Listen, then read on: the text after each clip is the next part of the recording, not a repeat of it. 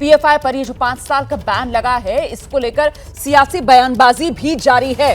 केरल से कांग्रेस के सांसद हैं के सुरेश, उन्होंने कहा है आरएसएस पर भी बैन लगना चाहिए क्योंकि आरएसएस देश का माहौल खराब कर रहा है। उन्होंने कहा पीएफआई और आरएसएस एक जैसे संगठन है।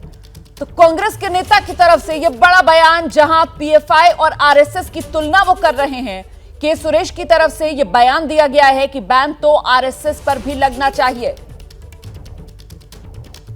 We are demanding RSS also banned. PFI is ban is not a remedy.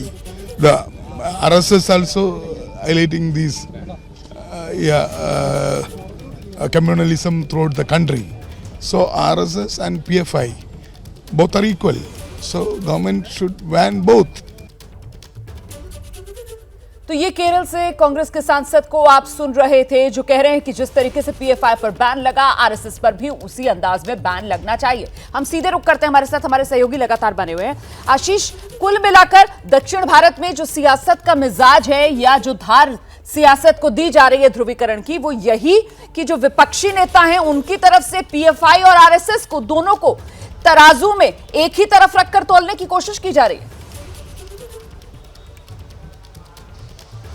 जाहिर तौर पे ये खास तौर पे अगर हम बात करें पीएफआई की आइडियोलॉजी की, पीएफआई ने अपने आप को हमेशा बोला कि वो पैरेलल ऑर्गेनाइजेशन, जैसे आरएसएस भारतीय जनता पार्टी का एक ऑर्गेनाइजेशन है, पेरेंटल ऑर्गेनाइजेशन है, वैसे ही एसडीपीआई जो पॉलिटिकल ऑर्गेनाइजेशन है पीएफआई का, उसका ये पेरेंटल ऑर्गेनाइजेशन है। और जैसे आरएसएस कई सारे सामाजिक कार्य करता है, वैसे पीएफआई भी सामाजिक कार्य करती रही थी। इस बात की वो हमेशा दलील देते रहे और उनका कहना था कि ये न्यू सोशल ऑर्गेनाइजेशन है, सामाजिक कार्यों को, पिछड़े मुसलमानों को, दलितों को, आदिवासियों के उत्थान के लिए काम करने वाली संस्था है। 2006 में इसकी स्थापना होती है। 2006 से लेकर 2012 तक, 2012 में पहली बार केरला सरकार ने ये माना था कि पीएफआई में वही लोग शामिल हुए हैं जो पहले सिमी, जो बैंड ऑर्गेनाइजेशन था student Islamic movement of India, उससे संबंधित थे। तो पहली बार 2012 में सिमी के साथ इसके संलिप्तता की बात आई, इसके कनेक्शन की बात आई। और आज जो गृह मंत्रालय ने जो नोटिफिकेशन जारी किया, उसमें साफ तौर पे इस बात का जिक्र है कि कैसे पीएफआई जो है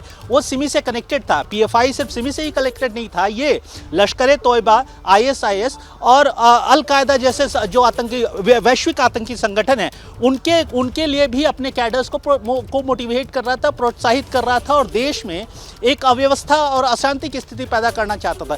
खास बात यह कि बांग्लादेश का जो जमात टेरर ऑर्गेनाइजेशन है जेएमबी, उसकी भी कनेक्शन इस पीएफआई से निकले हैं, ऐसा एमएचए अपने नोटिफिकेशन में कहता है। लेकिन आशीष, महत्वपूर्ण ये हो जाता है कि एमएचए का ये नोटिफिकेशन, जिसमें एक तरीके से इस बात को रेखांकित किया गया है किस तरीके से पीएफआई जो है वो देश विरोधी गतिविधियों में शामिल, किस तरीके से पीएफआई जो है वो एक तरीके से सिमी का ही बदला हुआ रूप, लेकिन बावजूद इस सबके एसडीपीआई जो राजनीतिक संगठन है पीएफआई का, उस पर किसी तरीके का प्रतिबंध, उस पर किसी तरीके का बैन नहीं। क्यों? क्या इससे सवाल नहीं खड़ा होगा? जी हाँ रुमाना, बिल्कुल सही। एसडीपीआई पॉलिटिकल विंग है पीएफआई का और अभी जस्ट एसडीपीआई ने अपना एक स्टेटमेंट भी इशू किया है और उस स्टेटमेंट के आधार पे उसने ये जो बैन है, ये जो देशव्यापी बैन है पीएफआई और उसके जो इतने भी फ्रंटल ऑर्गेनाइजेशन है, उसको एसडीपीआई ने अनडिक्लेयर्ड डेमोक्रेसी करार दिया है। उन्होंने ये भी कहा है कि बीजेपी के नेतृत्व वाली जो केंद्र सरकार है वो देश में अनडिक्लेयर्ड इमरजेंसी लागू करने की कोशिश करे। तो जाहिर तौर पे एसडीपीआई काफ़ी एग्रेसिव है। SDPI popular front of India का पॉलिटिकल विंग है। पॉलिटिकल विंग पे इसलिए एक्शन नहीं लिया गया है एमएचए की तरफ से क्योंकि वो चुनाव लड़ती है, इलेक्शन कमीशन ऑफ इंडिया में वो रजिस्टर्ड है। इलेक्शन कमीशन ऑफ इंडिया को अब ये देखना होगा क्या वो इसकी मान्यता रद्द कर सकती है। कई राज्यों में एसडीपीआई, चाहे वो केरला हो, तमिलनाडु हो, कर्नाटक हो या मध्य प्रदेश हो, हाल के निकाय चुनाव में मध्य प्रदेश में भी एसडीपीआई ने चुनाव लड़ा। तो एक राजनीतिक विंग होने के कारण ये तुरंत जो बैन है उससे बच गई है। लेकिन हमें उम्मीद है कि आने वाले दिनों में एजेंसीज और सबूत इकट्ठा करेंगे और शायद इलेक्शन कमीशन ऑफ इंडिया इस पे कोई निर्णय ले। ये बड़ी जानकारी जो इस वक्त हमारे सहयोगी आशीष दे रहे हैं। एसडीपीआई जो पॉलिटिकल विंग है PFI popular front of India का, जिस पर 5 साल के लिए केंद्र सरकार की तरफ से प्रतिबंध बैन लगा दिया गया है, उसका ये रिएक्शन सामने आया है, उसका ये बयान सामने आया और एसडीपीआई कह रहा है कि ये अनडिक्लेयर्ड इमरजेंसी है। एक तरीके से तानाशाही केंद्र सरकार की इसको एसडीपीआई की तरफ से कहा जा रहा है। क्या मजबूरी है मेरी बताइए?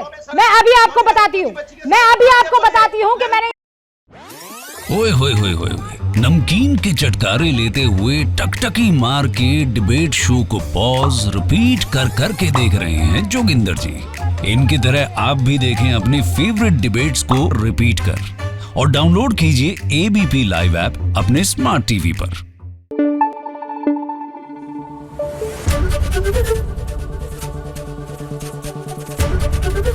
एबीपी न्यूज आपको रखे आगे।